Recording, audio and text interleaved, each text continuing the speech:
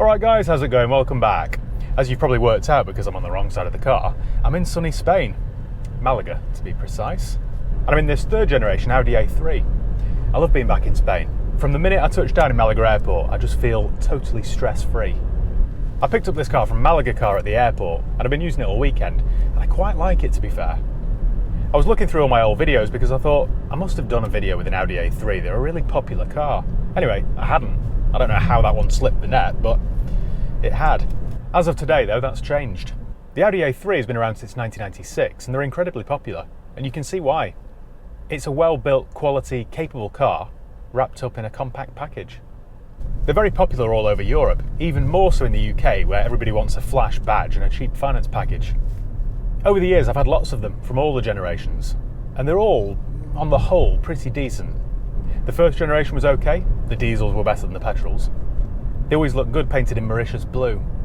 The second generation was even better, especially from 05 onwards when they got the big grille. They were always very popular, always sold very easily. Many years ago, my pal had a 2007 5-door Sportback with the big grille. That was an S-Line with a black interior. It was a really nice car, that. 2-litre TDI, cracking engine. In fact, I bought that off him. I'd forgotten about that. This third generation came out in 2012, and it's a great car. It's typical Audi, really. If I'm being critical, which I should be, I suppose, in these videos, it's a little bit too clinical. It lacks a bit of soul, but, I mean, for some people that might not matter. The car I'm in today, I think, is a 2019. In case you don't know, with Spanish reg plates, you get 4 numbers and 3 letters. Now, the 4 numbers are just arbitrary random numbers, but the 3 letters which follow are indicative of the year it was registered. A couple of decades ago, it was a completely different format. You had the letter of its province, so for example, Malaga started with MA, Madrid started with M, Barcelona started with B, and so on. But in late 2000, that system changed to this one. On the new system, the letters represent the year. So, there are no vowels, by the way. It started off with the letter B in late 2000. To give you a rough idea, if you see a car with the reg BBB or BBC or BBD, that's a late 2000 or early 2001. It's not as easy to work out the age as in the UK, where you just get a simple 07 or 57, but you can still work out when the car was registered. The other reason I suspect this is a 2019 car is because here in Spain, every single year, a car needs to have a roadworthiness test, a bit like our MOT. Only here it's called an ITV, or an ITV. However, unlike our MOT tests in the UK, which are required when the car turns 3 years old, in Spain it isn't required until it's 4 years old. Once it's had its test, you get an official little sticker. This car doesn't have it, which means it's not 4 years old yet. I'm like Inspector Morse. In fact, hang on. I've had an idea. More than one way to skin a cat. If I use my favourite little vehicle history check website, Car Vertical, it'll tell me the exact year. It'll also tell me if it's been in any accidents. Now, this being Spain, where everyone drives like a maniac, I suspect it has. I've already noticed the passenger side sills had a whack. The good thing about Car Vertical is that it works in dozens of countries. I wish it existed when I was living in Spain and buying and selling cars, because it would have made my life so much easier. I've done a deal with Car Vertical where you guys will get 10% off each and every check you do. All you do is use the promo code HIGHPEAK or click the link below in the video description. So let's check this one out then. If I go to carvertical.com, it'll take me to the Spanish site, type in the VIN number, and there you go. Right, so it's never been in any accidents, there's no outstanding finance on it, it's never been stolen. You see, I knew I was right. It's a 2019. I'm getting quite good at this. I could almost do it for a living, couldn't I? Oh, wait, I do. It's so important to check the history in a car. I mean, I know I've just done this one just for a bit of fun, just to work out the year. But before you hand over any hard-earned cash, definitely do a vehicle history check. Let's talk about the way it looks. I suppose the big thing to say is, there's not much to say. It's all quite conservative. It isn't bold or daring. It kind of flies under the radar, which I suppose does appeal to some people. This one's a 5-door hatchback, although it was also available as a 3-door. It's all quite plain and understated. I think the front end's quite classy. I like the big grille and I love the LED headlights. It's quite stylish in a subtle sort of way. Those headlights are actually great when you're driving at night. They do a really good job of lighting up the road. This particular car is finished in what's called nano grey, which to my eye just looks like primer.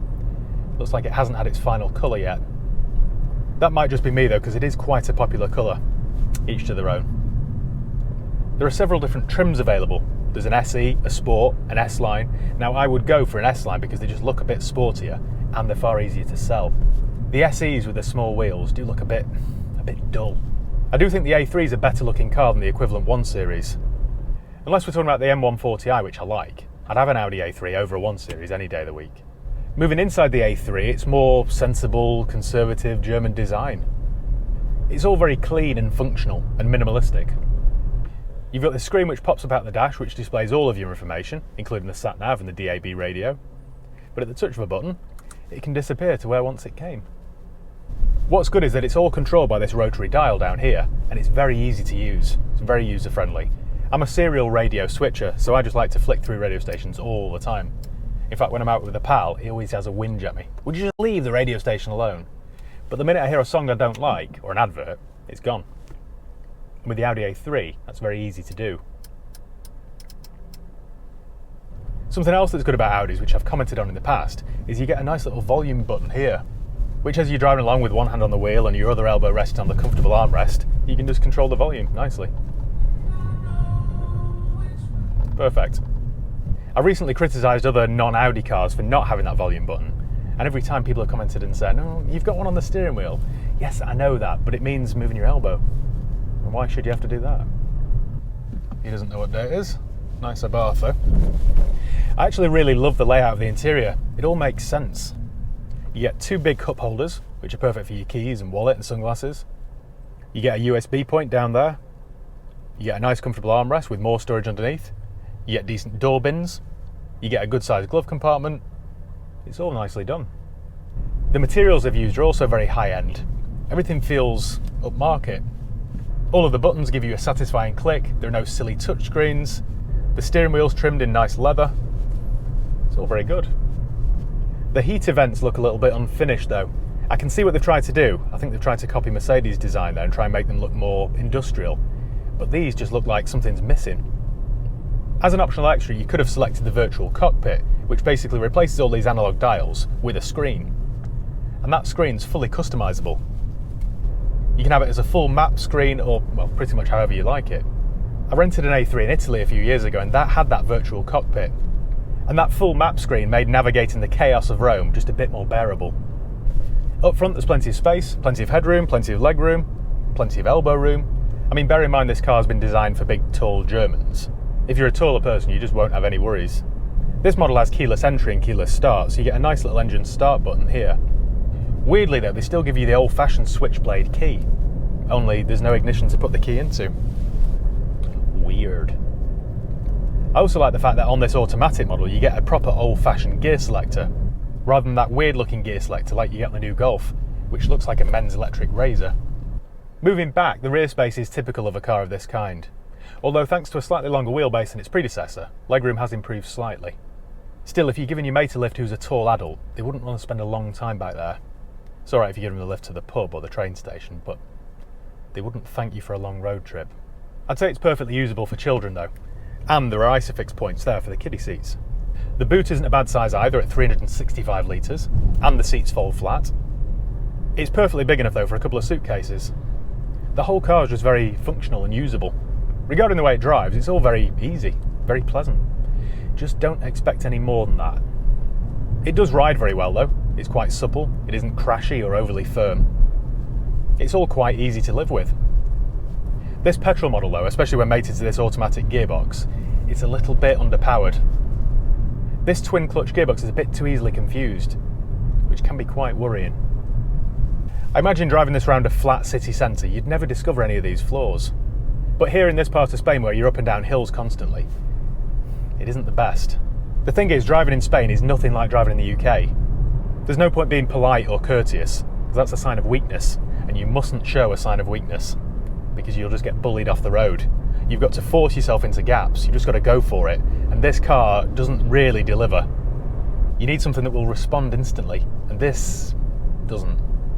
There have been numerous occasions where I've driven this, and I've needed to exploit a gap in the traffic, and this car just hasn't delivered. You end up getting cut up by a taxi driver in a Skoda Superb. It's embarrassing. The first day I used this, I approached a roundabout, give way to the left obviously, and I could see a car coming, a little Seat coming around the corner. So I thought, well that's fine, I'll just put my foot down and make it. Anyway, I put my foot down and nothing really happened. I very nearly got T-boned by Antonio in his Seat Toledo.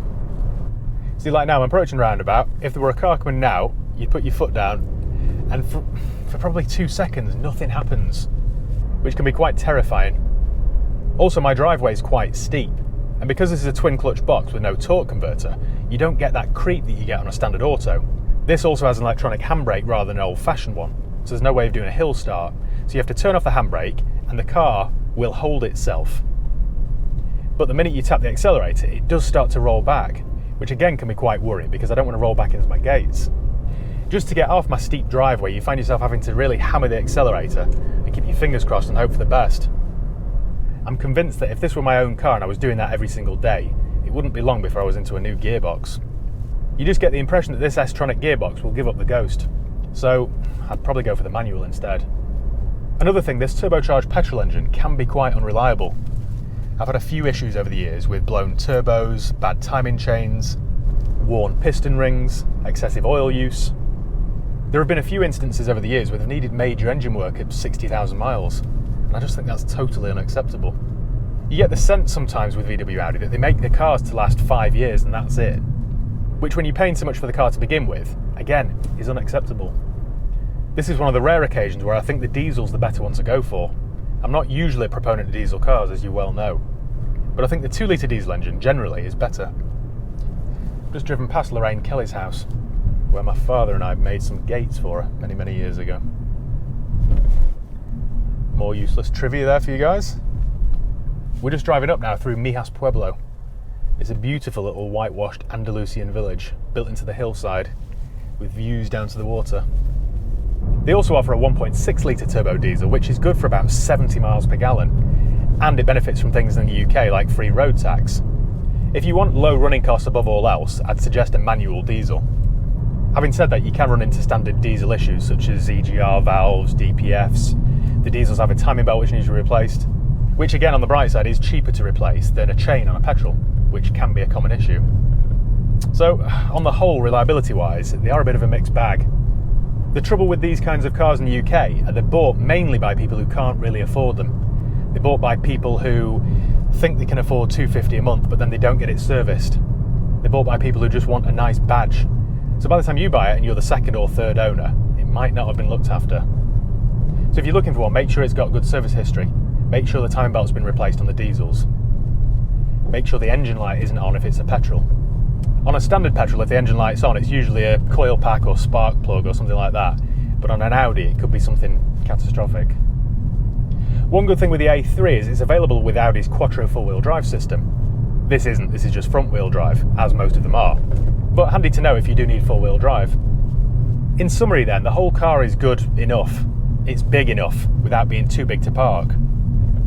Over the weekend I've been to some very tight underground car parks, and this hasn't been an issue at all. The whole car has a nice premium feel to it, but yeah, perhaps avoid the auto and avoid the petrol. That is unless you live in a very flat city centre where everyone's polite and courteous. I can't think of a city. Oh, Manchester actually. Yeah, if you live, it's a bit niche advice this, isn't it? If you live in Manchester city centre, then maybe get the petrol auto. Anywhere else, go for a diesel manual. There you go, how's that for consumer advice? Well, thank you once again for watching. I hope you've enjoyed the nice ride out and the pretty scenic views. Makes a difference from the Peak District, doesn't it? So yeah, cheers guys. Give the video a thumbs up if you enjoyed it. Make sure you subscribe if you haven't done already. You can follow me on Facebook, Instagram, Twitter. I'll leave the link below. If you've got any comments or questions, let me know below and I'll do my best to get back to you. So yeah, cheers guys. See you next time.